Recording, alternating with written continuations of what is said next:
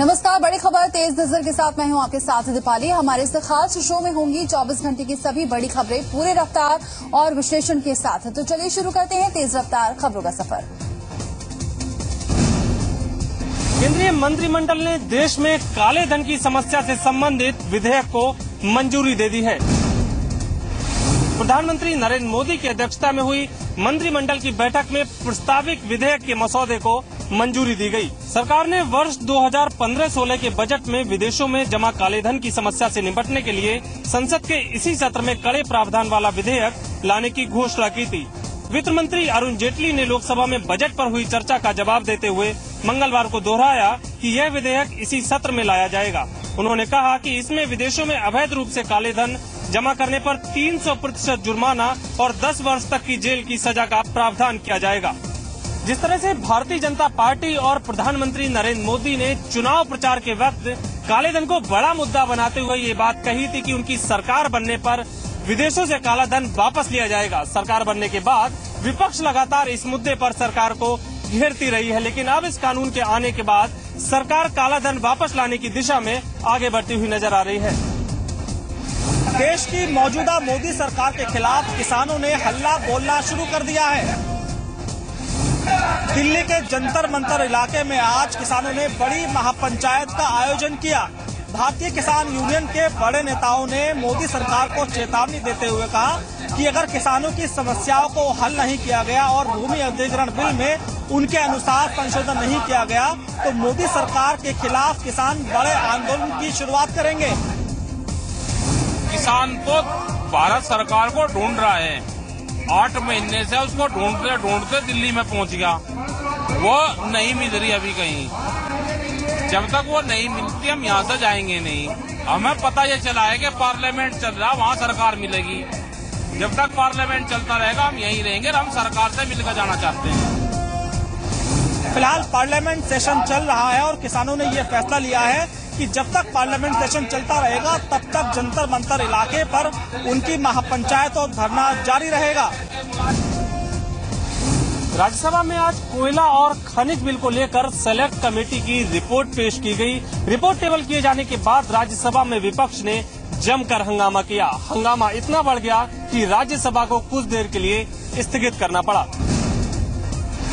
कोयला और खनिज बिल पर सेलेक्ट कमेटी की रिपोर्ट पेश किए जाने के बाद विपक्ष ने राज्यसभा में जोरदार हंगामा किया। विपक्ष के कड़े तेवर को देखते हुए अल्पसंख्यक मामलों के राज्य मंत्री मुख्तार अब्बास नकवी ने विपक्ष की नीयत पर सवाल उठाए। नकवी ने विपक्ष पर नियम का उल्लंघन करने का आरोप लगाते हुए कहा कि जब बिल आए तब बहस कीजिए। कल राज्यसभा में ये बिल पेश होना है। अब देखना ये होगा कि विपक्ष के जोरदार हंगामे के बीच सरकार ये बिल पास करा पाएगी या नहीं। उन्नाव में अखिलेश सरकार के dream project trans Ganga city को बड़ा झटका लग सकता है। यहाँ पर नई अधिग्रहण नीति के हिसाब से किसान मुआवजे की मांग को लेकर आंदोलित है। उन्नाव के सैकड़ों एकड़ जमीनों के किसान आंदोलित हैं। यहाँ शंकरपुर सराय, मनभवना, कन्वापुर गांवों के सैकड़ों किसान नई अधिग्रहण नीति के अनुसार मुआवजा दिए जाने की मांग कर रहे हैं। मांग पूरी न होने तक किसान अपनी जमीनों पर यूपीएसआईडीसी की जेसीबी मशीन चलने नहीं दे रहे हैं। उन्नाव में 10 साल पहले किसानों की जमीन अधिग्रहित की गई। बीएसपी सरकार के समय बसपा सांसद ब्रजेश पाठक की अगुवाई में किसानों को 5,51,000 रुपए मुआवजे की घोषणा की गई। मौजूदा सपा सरकार में किसानों को उनके जमीन के एवज में गंगा सिटी प्रोजेक्ट में आवास दिए जाने की भी घोषणा की गई, लेकिन किसानों को मुआवजे की बड़ी रकम अदा नहीं की गई। साथ ही जमीन अधिग्रहण में यूपीएसआईडीसी के अधिकारियों ने किसानों से सीधे बात न करके अधिग्रहण के लिए बिचौलियों का प्रयोग किया, जिससे किसान आंदोलित हैं। किसान ने जमीन अधिग्रहण को गलत बताया है। अगर सरकार और किसानों के दरमियान कोई बीच का रास्ता नहीं निकाला गया तो वो दिन दूर नहीं जब ट्रांस गंगा सिटी प्रोजेक्ट को एक बड़ा झटका लग सकता है।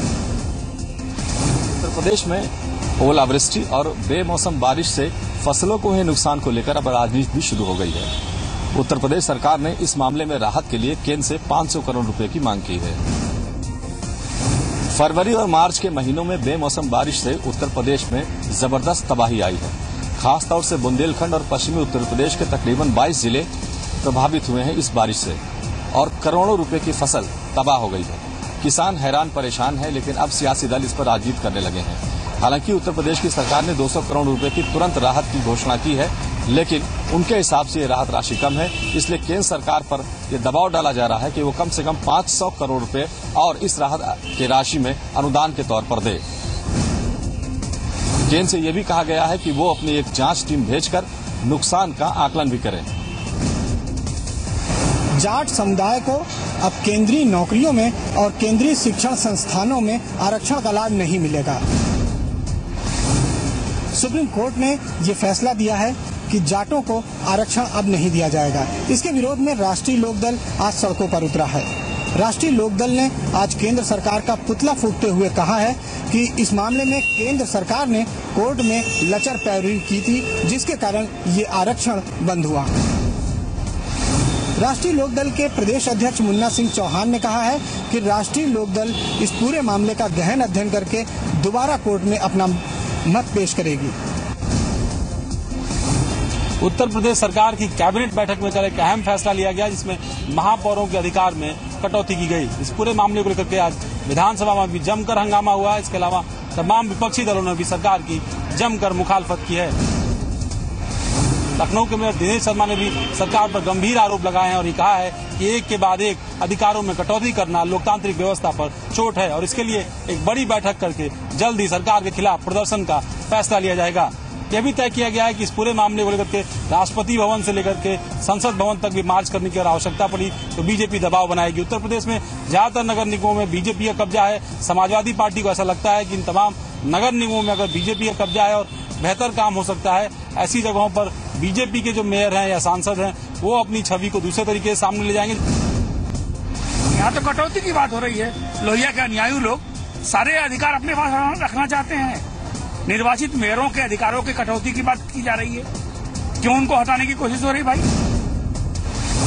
समाजवादी पार्टी का यह आरोप है कि जो सत्तारूढ़ मेयर हैं वो ठीक से काम नहीं कर रहे हैं और इसकी वजह से उनकी सरकार की छवि जो है वो खराब हो रही है और इसीलिए सरकार ने उनके अधिकारों में कटौती का फैसला लिया है। गाजियाबाद नगर निगम के अधिकारी किस तरह से भूमाफियाओं को संरक्षण देते हैं और किस तरह से उनकी लापरवाही से वो भूमाफिया सरकारी जमीनों पर लगातार कब्जे करते रहते हैं, इसका एक ताजा उदाहरण गाजियाबाद में देखने को मिला, जहां पर गाजियाबाद के बिहारीपुरा इलाकों में बादल यादव नाम के एक भूमाफिया और उसके साथियों ने न सिर्फ नगर निगम की कई बीघा जमीन जो है घेर ली, बल्कि इस पूरे जमीन को कब्जाने में नगर निगम के अधिकारियों ने उसका पूरा सहयोग करा। क्योंकि सबसे पहले तो निगम के अधिकारियों ने इस पूरे मामले में बादल यादव के साथ मिलकर उसको इतना मौका दिया कि वो उस जमीन पर स्टे ले आया और लेकिन जब स्टे उस जमीन पर आ गया तो एक बहुत ही बड़ा खेल इस पूरे दौरान देखने को मिला। क्योंकि बादल यादव और उसके साथी जिस स्टे को लेकर आए थे वो 32/4 का स्टे था, जबकि उस 32/4 का जो स्टे है उसकी आड़ में उन्होंने आसपास की जो जमीनें थी उन सभी को कब्जा लिया। हालांकि निगम के अधिकारी अब इस मामले में कार्रवाई की बात कर रहे हैं। देखने वाली बात यह होगी कि कब इस भूमाफिया से इस पूरी जमीन को कब्जा मुक्त किया जा सकेगा। उत्तराखंड के कैबिनेट मंत्री व बसपा विधायक सुरेंद्र राकेश के निधन से रिक्त हुई भगवानपुर विधानसभा सीट पर उपचुनाव की अधिसूचना जारी हो गई है। उपचुनाव की अधिसूचना जारी होते ही चुनाव प्रक्रिया शुरू हो गई है। 11 अप्रैल को मतदान व 15 अप्रैल को मतगणना होगी। इस सीट पर कांग्रेस व बीजेपी के अंदर सीधा मुकाबला होने के आसार दिखाई दे रहे हैं। बीएसपी इस चुनाव से दूरी बना सकती है। कांग्रेस ने इस चुनाव में सुरेंद्र राकेश के परिवार में से ही उनके भाई या पत्नी को टिकट देने का मन बनाया है, जबकि भाजपा ने अभी तक अपने पत्ते नहीं खोले हैं। हालांकि सुरेंद्र राकेश के परिवार को टिकट दिए जाने का कांग्रेसी ही कुछ विरोध कर रहे हैं। 1,06,000 मतों वाली इस विधानसभा सीट पर 35,000 दलित और 37,000 मुस्लिम मतदाता हैं।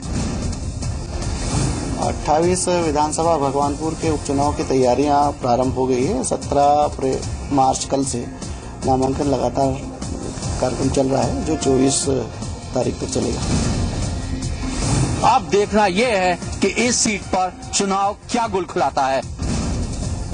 सबका साथ सबका विकास का दावा करने वाली बीजेपी उत्तर प्रदेश में अति पिछड़ा वर्ग के लोगों को लुभाने में जुटी हुई है। 22 तारीख को इसी सिलसिले में एक कार्यक्रम बनारस में रखा गया है। महाराजा सुहेलदेव को लेकर एक नमन दिवस का कार्यक्रम राजभर समाज के लोग बनारस में करने जा रहे हैं। 22 मार्च को यह कार्यक्रम किया जाएगा और इसमें अमित शाह को मुख्य अतिथि के तौर पर बुलाया गया है। उत्तर प्रदेश के पूर्वी हिस्से में राजभर समुदाय के बहुत सारे लोग हैं जो काफी निर्णायक मात्रा में हैं। वो इतने निर्णायक हैं कि तमाम विधानसभाओं के समीकरण उलट पलट कर रख सकते हैं। शायद यही वजह है कि बीजेपी ने अब मोस्ट बैकवर्ड क्लास को टारगेट किया है और उनको लुभाने के लिए अमित शाह खुद 22 तारीख को बनारस में होंगे। 22 तारीख को वाराणसी में एक रैली को संबोधित करेंगे जिसमें राजभर समुदाय के लोग आएंगे और वो रैली है राजा सुहेल देव जी के लिए नमन दिवस के रूप में, और उनका स्मरण करेंगे और वो समाज से आग्रह करेंगे कि भारतीय जनता पार्टी का साथ दें। इस दौरान राजभर समाज के तमाम लोग जो दूसरे दलों में थे बीजेपी में ज्वाइन करेंगे। अपनी विभिन्न मांगों को लेकर पिछले 5 दिनों से चल रहा फूलन सेना का धरना आज 6वें दिन अर्धनग्न प्रदर्शन में तब्दील हो गया। इस दौरान प्रदर्शनकारियों ने शासन प्रशासन और पुलिस विरोधी नारे भी लगाए। आजमगढ़ जिले के डॉक्टर अंबेडकर पार्क में अर्धनग्न होकर प्रदर्शन कर रहे ये फूलन सेना के लोग हैं। इनका आरोप है कि विभिन्न मामलों में इनके सजातीय लोगों के साथ पुलिस व प्रशासन के लोग भेदभाव कर रहे हैं और मामलों में आरोपियों को बचाने के लिए हल्की धाराएं लगा रहा है, जिसको लेकर ये पिछले 5 दिनों से धरना दे रहे थे, लेकिन इनकी सुनवाई न होने पर ये 6ठे दिन अर्धनग्न होकर प्रदर्शन कर रहे हैं। उनका कहना है कि जिले के गयासपुर में लड़की के साथ छेड़खानी के मामले में पुलिस द्वारा अब तक 164 का बयान नहीं दर्ज कराया गया। मामला यह गयासपुर का है। एक लड़की के साथ छेड़खानी का मामला है जिसमें 164 का बयान आज तक नहीं हो पा रहा है। हम लोग यह चाहते हैं कि 164 का बयान ले लें। फूलन सेना की मांगे जायज है नाजायज है, यह तो जांच का विषय है। यदि प्रशासन चाहता तो इनसे वार्ता कर मामले का हल निकाला जा सकता था। मजबूर होकर इन्हें अर्धनग्न होकर प्रदर्शन करना पड़ा। अधिकारियों के उत्पीड़न से परेशान शिक्षा विभाग के एक चतुर्थ कर्मचारी ने आज जिलाधिकारी कार्यालय में जहर खाकर के आत्महत्या का प्रयास किया। कानपुर के रावतपुर गांव निवासी अनिल दीक्षित शिक्षा विभाग के बीएसए कार्यालय में चतुर्थ श्रेणी कर्मचारी है। परिजनों का आरोप है कि उसे 1 माह पहले एमएलसी चुनाव के दौरान 18 कर्मचारियों के साथ जिलाधिकारी कार्यालय से संबद्ध किया गया था, लेकिन चुनाव खत्म होने के बाद भी उसको वहां से रिलीव नहीं किया जा रहा था, जिसको लेकर अनिल बेहद ही परेशान था। आरोप है कि जिलाधिकारी कार्यालय में उसका उत्पीड़न किया जा रहा था और इसकी शिकायत डीएम से लेकर उसने सभी अधिकारियों से की थी, लेकिन कोई हल नहीं निकला। इससे परेशान होकर आज अनिल ने डीएम कार्यालय परिसर में ही जहरीला पदार्थ खा लिया। अनिल को गंभीर हालत में जिला अस्पताल में भर्ती कराया गया। अनिल कुमार दीक्षित हैं जो बीएसए ऑफिस में ड्यूटी करते थे। एमएलसी के इलेक्शन की वजह से 18 लोगों को यहाँ लगाया गया था डीएम ऑफिस में, और यहाँ इलेक्शन भी हो गया और सारा काम भी हो गया, लेकिन यहाँ से ये लोग सेवा मुक्त नहीं किए गए। वहाँ भी डाक का काम करते थे। घटना की सूचना मिलने के बाद से ही प्रशासनिक अमले में हड़कंप मच गया और सभी उच्चाधिकारी अस्पताल पहुंच गए। इस दौरान शिक्षा विभाग के सभी कर्मचारी हड़ताल पर चले गए हैं और पीड़ित की हालत चिंताजनक बताई जा रही है। फिलहाल इस मामले पर बोलने से कोई भी अधिकारी कतरा रहा है। लाख प्रयास के बावजूद देवरिया जनपद का स्वास्थ्य विभाग सुधरने का नाम नहीं ले रहा है। तस्वीरें देवरिया जनपद की, जहां महिला मरीजों का नसबंदी ऑपरेशन करने के बाद उन्हें जमीन पर लिटा दिया गया है। मामला है देवरिया महिला अस्पताल का, जहां परिवार नियोजन के लिए महिलाओं का नसबंदी का ऑपरेशन प्रतिदिन हो रहा है, पर इस अस्पताल में मरीजों के लिए कोई सुविधा नहीं है। विगत रात अस्पताल में 60 महिला मरीजों का ऑपरेशन हुआ और ऑपरेशन के बाद उन्हें जमीन पर लिटा दिया गया। ऑपरेशन जैसे संवेदनशील प्रक्रिया को नजरअंदाज करते हुए इन्हें ऑपरेशन के बाद फौरन मरीज को घर भेज दिया जाता है। तस्वीरें अपने आप में हैरान करने वाली हैं। एक महिला जिसका ऑपरेशन हुआ है उसे अस्पताल प्रशासन घर भेज रहा है और वह इंजेक्शन के नशे में कैमरे पर सही तरीके से बोल भी नहीं पा रही है। वहीं आशा कार्यकर्ता से जब हमने सवाल किया तो वह सवाल पूछने पर ही भड़क उठी। कह रहे हैं कि हमको नहीं बोलना है, आप क्यों जबरदस्ती बुलवा रहे हैं?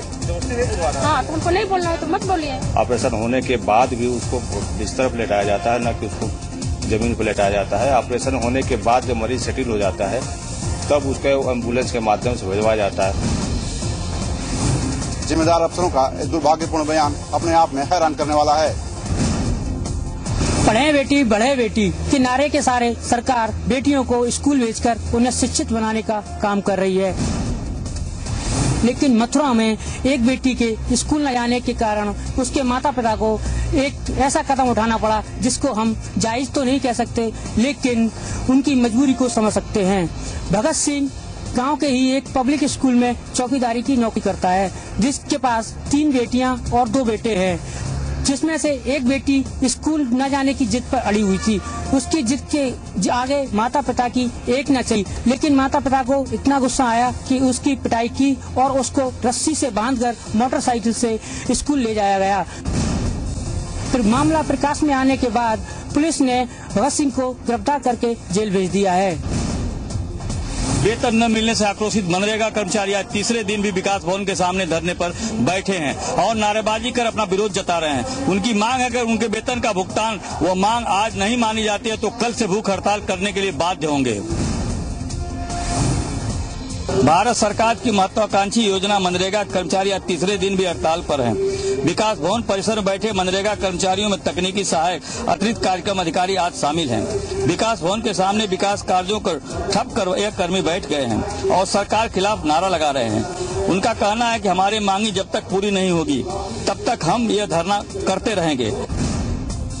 हम लोग धरना में सर, आज हम लोगों का धरना तीसरा दिन है। हम सोच रहे हैं कि हमारी मांगे पूरी हो जाए। यदि नहीं पूरी होती है तो हमारा जो कर्मी कन्सन चल रहा है आज से स्टार्ट हो गया है, और यदि हमारा 2 दिन चलेगा नहीं होगा तो हम भूख हड़ताल पर भी बैठेंगे।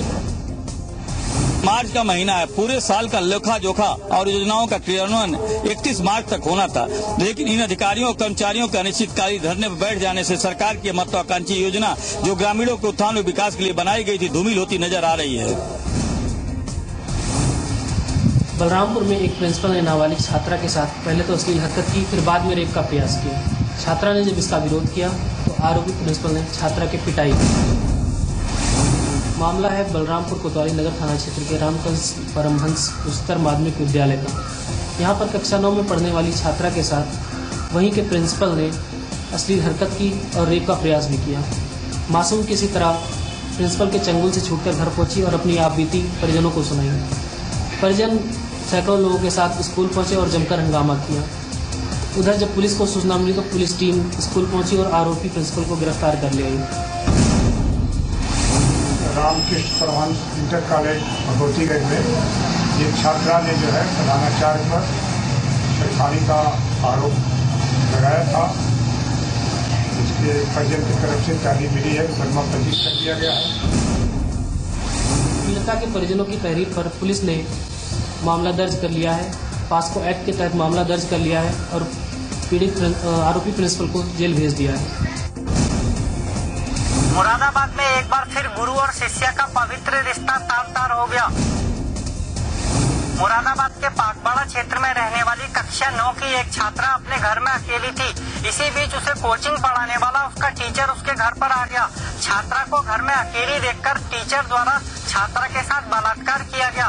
परिजनों के घर में वापस आने पर छात्रा ने अपने परिजनों को पूरी आपबीती बताई, जिसके बाद छात्रा के परिजनों द्वारा मुरादाबाद के पाकबाड़ा थाने में आरोपी टीचर के खिलाफ मुकदमा दर्ज कराया गया। थाना पाकबाड़ा मुरादाबाद में एक 15 साल की लड़की के साथ उसी के एक रिश्तेदार भी है और उसको टीचिंग भी करता था, एक व्यक्ति ने घर में घुस के रेप किया, जिसपे रेप का मुकदमा लिखा गया है थाने पे। अभियुक्त की गिरफ्तारी हो गई है और अभियुक्त ने जुर्म स्वीकार भी कर लिया है। फिलहाल पुलिस द्वारा छात्रा को मेडिकल के लिए मुरादाबाद के सरकारी अस्पताल में भेजा गया। वहीं आरोपी कलयुगी गुरु को भी पुलिस ने गिरफ्तार कर सलाखों के पीछे कर दिया है। राजधानी में महिलाओं के साथ हो रहे अपराध लगातार जारी हैं। ताजा मामला चिन्हट इलाके का है, जहां पर एक महिला ने पूर्व विधायक पर संगीन आरोप लगाए हैं।